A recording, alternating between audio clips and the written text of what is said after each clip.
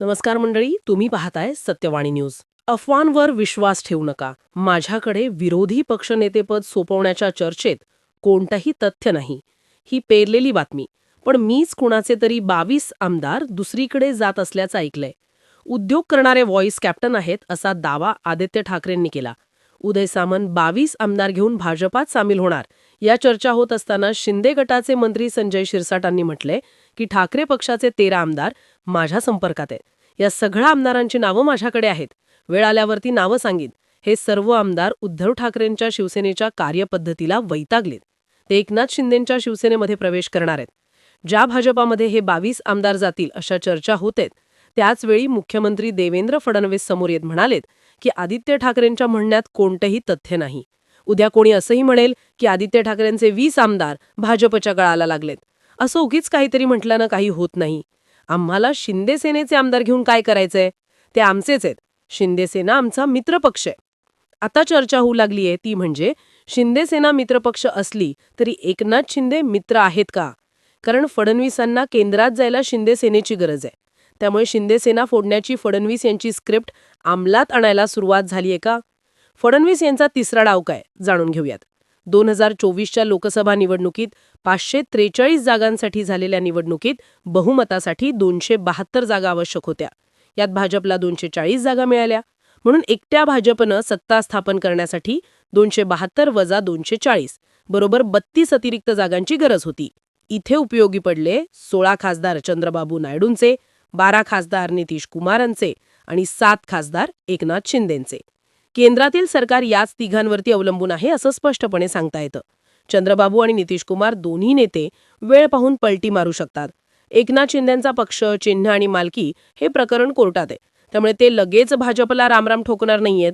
त्यामुळे सरकारला मजबूती द्यायची असेल तर शिंदे सेनेच्या खासदारांची भाजपला अधिकची गरज आहे. देवेंद्र फडणवीस यांच्या केंद्रातील स्थलांतराच्या चर्चा इथूनच जोर धरतायत. एकनाथ शिंदेंच्या 7 खासदारांसाठी भाजपनं अगोदरच कंबर कसली. ती म्हणजे एकनाथ शिंदे यांचा होल्ड असलेल्या कल्याण आणि ठाणे या 2 जागांवर रवींद्र चव्हाणांनी फिडिंग लावली. श्रीकांत शिंदे यांच्या पोटी भाजपनं लावलेल्या ट्रॅपमध्ये रवींद्र चव्हाणांना अधिक बळ देऊन ही जागा धोक्याची केली गेली. नरेश मस्के यांच्या ठाण्यात संजय कळकर यांना बळ दिलं जातं. शिंदे सेनेचा पारंपरिक मतदारसंघ असलेल्या संभाजीनगरची जागा संदीपान भुमरे यांना मिळाली होती.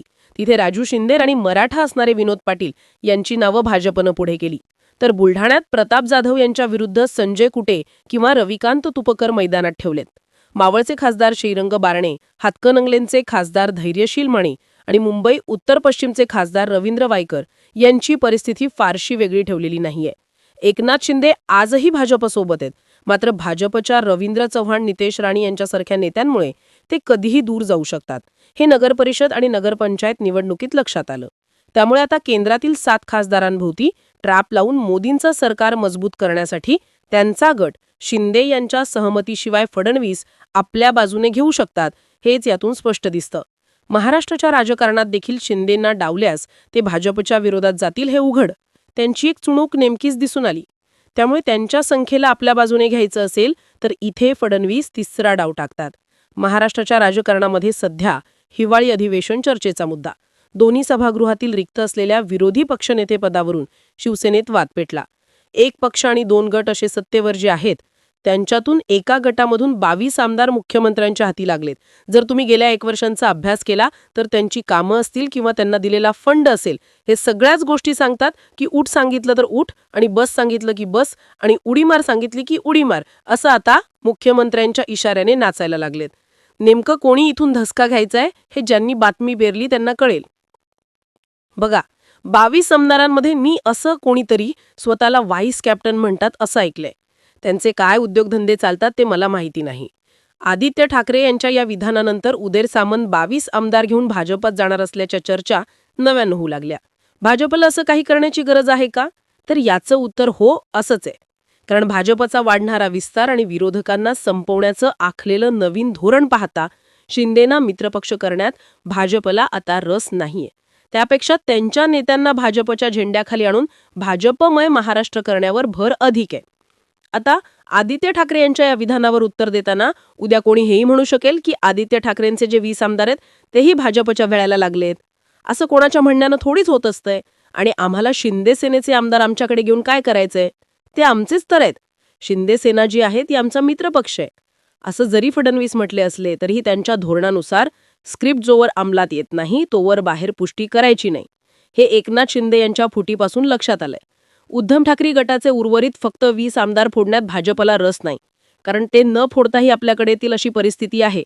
शिंदेंना सोडून आमदार भाजपकडे कसे जाऊ शकतात याची कारणं अगोदर लक्षात घेऊ.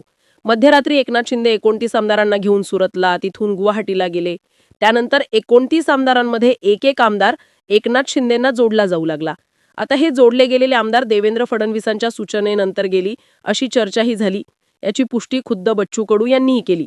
नंतर जी काही लोक गेली ती एकनाथ शिंदेंच्या बंडात नव्हती, केवळ फडणवीसांमुळे हे गेली असं म्हणत यावरती अनेक कारणं समोर आली.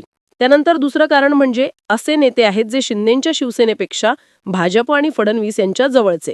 तर यामध्ये आता वेगवेगळ्या नेत्यांची वेगवेगळी कारणं, जसं की रामदास कदम हे एकनाथ शिंदेंना सिनियर आहेत. गजानन कीर्तिकरांच्या पत्नीनं ज्युनियर शिंदेंच्या हाताखाली काम करायचं असं शल्य बोलून दाखवलं होतं. उदय सामंत देवेंद्र फडणवीस यांच्या गुडबुकमधील महत्वाचे नेते आहेत.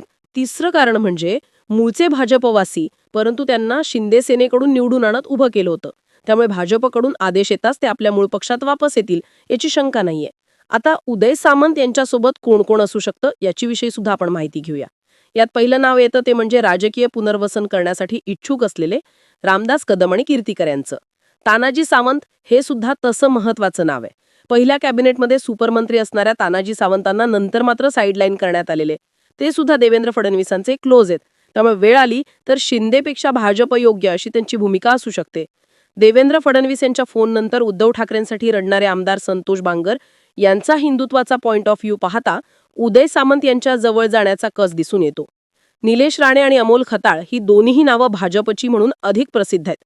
मात्र विधानसभेला शिवसेनेचा किल्ला लढवून आमदार झालेले खताळ विखेंचे आमदार म्हणून ओळखले जातात.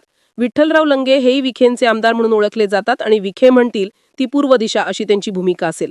आणि विखे फडणवीस यांचं सख्य पाहता फडणवीसांच्या शब्दा पलीकडे विखे नाहीयेत. यात अजून एक नाव येतं ते म्हणजे मुरजी पटेल. फक्त तिकिटासाठी शिंदेंच्या शिवसेनेत गेलेले आणि निवडून आलेले आमदार. त्यांच्यासोबत भाजपचे माजी केंद्रीय मंत्री नारायण राणेंचे सुपुत्र निलेश राणेंच्या बाबतीत सुद्धा हेच लागू होतं.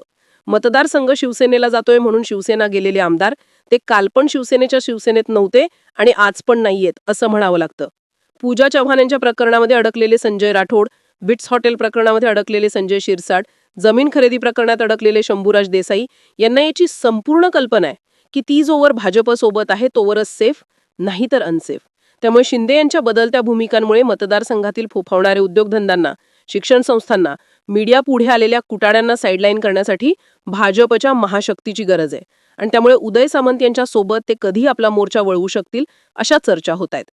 केंद्रातील सत्ता मजबूत करण्यासाठी आणि आपला केंद्रातील रस्ता सुखकर करण्यासाठी फडणवीस खासदारांसोबत आमदारही आपल्या गळाला लावतील, हे त्यांच्या महत्वाकांक्षी स्वभावामुळे म्हणता येतं. यावर तुम्हाला काय वाटतंय आणि हे विश्लेषण तुम्हाला पटलं असेल तर आम्हाला कमेंट करून नक्कीच कळवा. शिंदे सोबत गेम होणार आहे, फक्त तो आता होतोय की पुढच्या विधानसभेपर्यंत होतोय हे पाहण्यासारखं असणार आहे. तुम्हाला काय वाटतं, हा गेम चालेल की उलटा पडेल? कमेंट जरूर करा. अशाच महत्त्वपूर्ण व्हिडिओंसाठी आपल्या सत्यवाणी न्यूज या चॅनलला सबस्क्राईब करा.